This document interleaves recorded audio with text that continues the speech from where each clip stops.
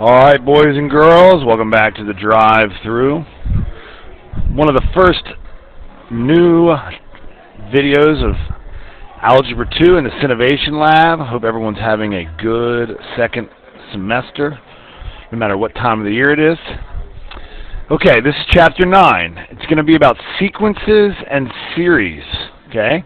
A sequence is a ordered, predictable set of numbers, where a series, at least mathematically, is defined as the sum of a sequence. Okay? So, you'll see that in today's lessons we are going to focus on sequences.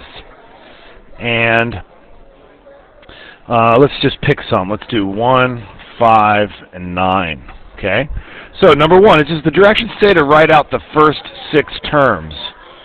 So, like, you could do these with a chart, a T-chart if you want. This thing is my bane. 1, 2, 3, 4, 5, 6. Okay? What you're going to do is you're going to put the 1 in for n, and that's going to pop you out your first number. So negative 2 times 1 is negative 2. I won't write this out for all of them. Plus 1, and you get, we'll put our, gosh darn it, we'll put our answers right here. You get a negative 1. Okay, when you put in a 2, you do a negative 2 times 2 plus 1, and you get a negative 3. You put in a 3. Negative 2 times 3 plus 1, you get a negative 5. So now I get it. I see the pattern. From Algebra 1, I know that negative 2 is the slope. So every time on my graph, if I go over 1, I'm going to go down 2, down 2, down 2. Okay, your graphing calculator is a big help for this. So your answer would be negative 1, negative 3, negative 5, negative 7, negative 9, and negative 11. Now I won't write out the whole T-chart for the rest of the video, but I hope you just understand that's where these values are coming from. The best thing you can do is just put them in your calculator. Your calculator will do this for you. So let's just show you how to do that. Let me pause this real quick. It looks like I've lost my graphing calculator on this thing. So, no big deal. Just come ask me. Hopefully you know how to put this into your calculator. You just put y1 is 2 to the x plus 2, and then go to your table, okay? But we'll just do it by hand. It's not that bad. 2 to the first is 2. 2 plus 2 is 4. The first term is 4. 2 squared is 4. 4 plus 2 is 6. Don't jump to a conclusion about the next one. The next one is not 8. 2 cubed is 8. 8 plus 2 is 10. 2 to the fourth is 16. 16 plus 2 is 18. 2 to the fifth is 32. 32 plus 2 is 34. Okay, let's look at number 9. Negative 2 to the first is just negative 2. Negative 2 squared is positive 4. Negative 2 cubed is negative 8. Negative 2 to the fourth is positive 16. And negative 32. It's asking for the first 6, isn't it? So let me finish up number 5 by putting in a 6. 2 to the 6th power is 64, plus 2 is 66, and this one will be a positive 64. Now, let's look at number 9 as we talk about the next section, which is recursive functions. So you had, for number 9, a sub n is negative 2 to the n.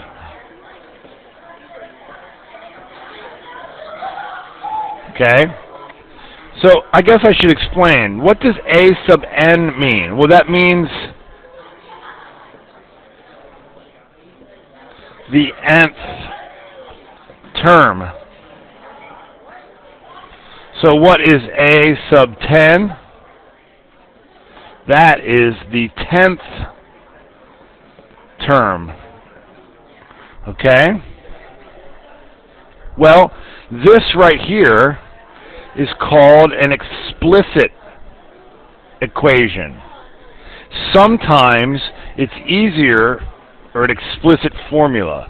Sometimes it's easier to use a recursive formula. Okay? What is a recursive formula? Well, I can tell you this. Until this year, I didn't know the answer to that question. I never taught about recursive formulas before. And the reason that they're becoming more popular is it's because it's how computers deal with big numbers. Okay?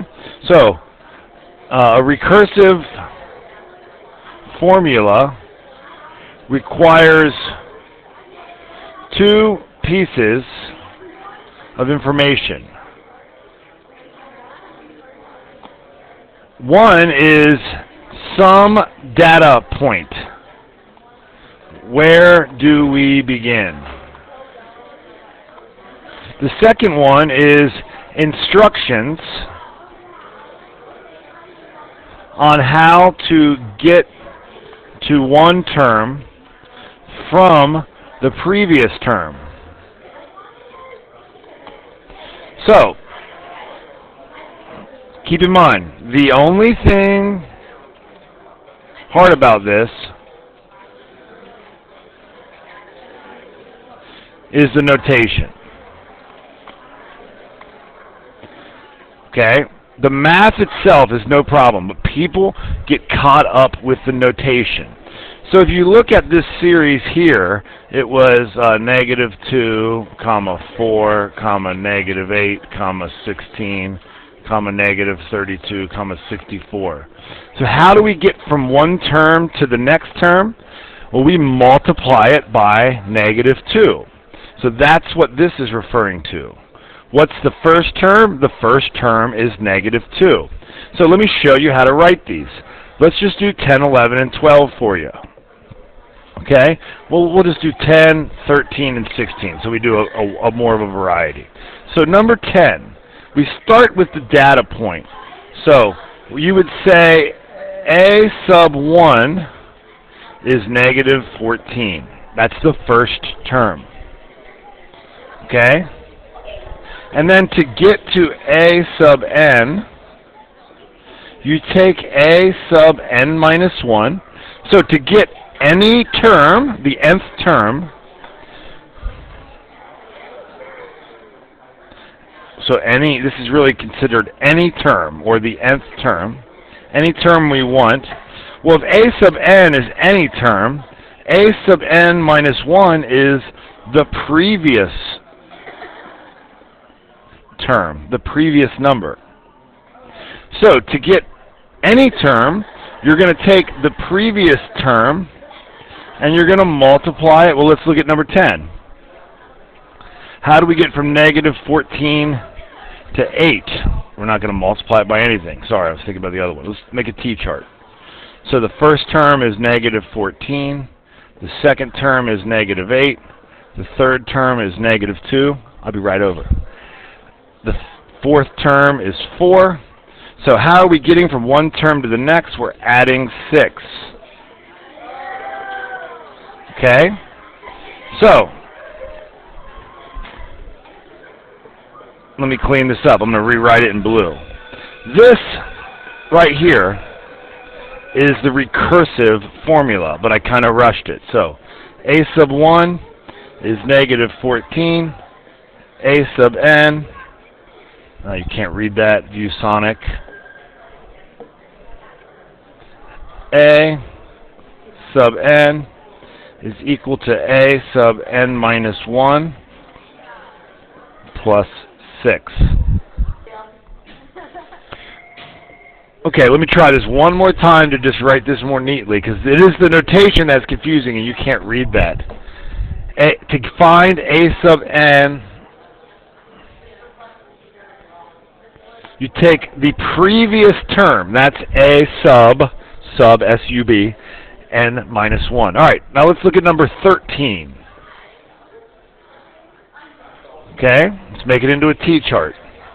The first one is 1. The second one is 3. The third one is 9. And the fourth one is 27. So how do we get from one to the next? Well, it's getting bigger fast. So I don't think we're adding anymore. I think we're multiplying by 3. Multiply by 3. Multiply by 3. So here, you can need two pieces of information. A sub 1 is 1. To find any number, a sub n, you take the previous number,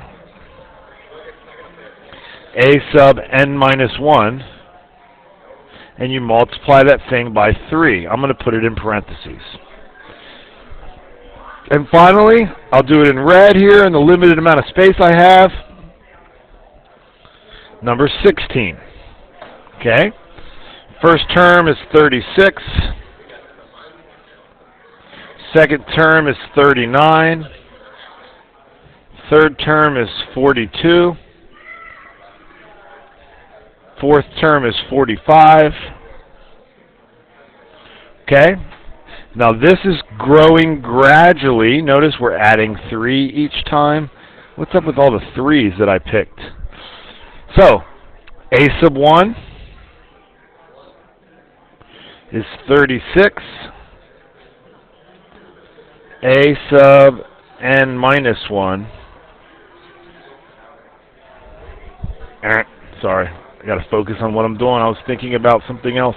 To find a sub n, I take the previous term and I add 3 to it. Okay? That is recursive formulas. Alright, now explicit formulas are just what you're used to. Okay, so let's look at 19. The first term is 7, the second term is 14, the third term is 21, the fourth term is 28. So what are we doing to get from one to another? We're adding 7. Okay, so this is going to be linear because we're going up by the same amount every time. Well, what's the equation of a line? Y equals mx plus b. Okay? Well, m here is 7. That's the slope.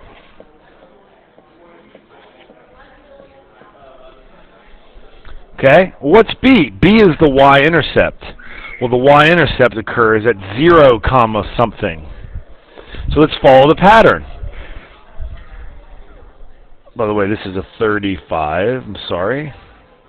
Let's follow the pattern. We subtract 7 to get backwards. Subtract 7 to get backwards. Subtract 7. This is going to be 0. So b is 0. So this is our explicit formula. Okay? Let's do 22. T-chart. The first term is -1. The second term is 0. The third term is 1. And the fourth term is 2, and so on. Looks like we are adding 1. Oh gosh. Adding 1. Adding 1. So here,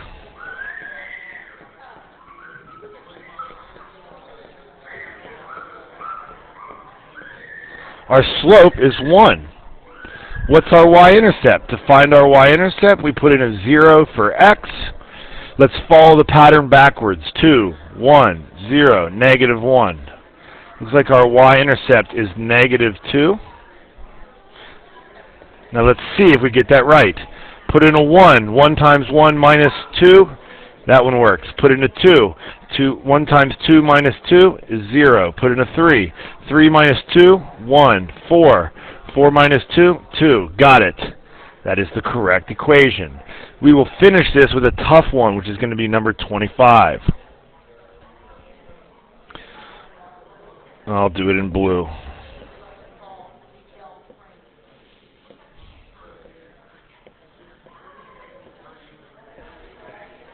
First term is a fourth,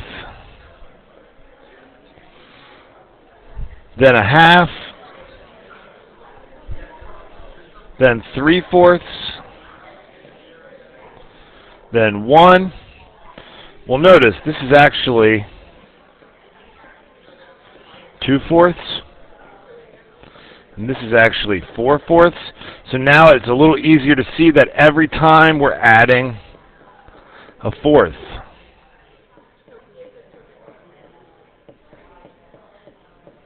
Okay? So it's going to be linear. Y equals 1/4 x. Put in a 0. Oh, look, you get a 0. Now you're going to ask, do I need the 0? And you know the answer to that question. But I'm writing it just in case you want it, because that's mx plus b. You could clearly also just have that. Okay, almost done with the video. Stay with me. We're going to keep it under 20. Find the 8th term in each sequence. This, I think, is actually part of the easier or part of the homework. Look at number 28. For this, I'm just going to write the pattern. I'm not going to find a rule because it's only asking for the 8th.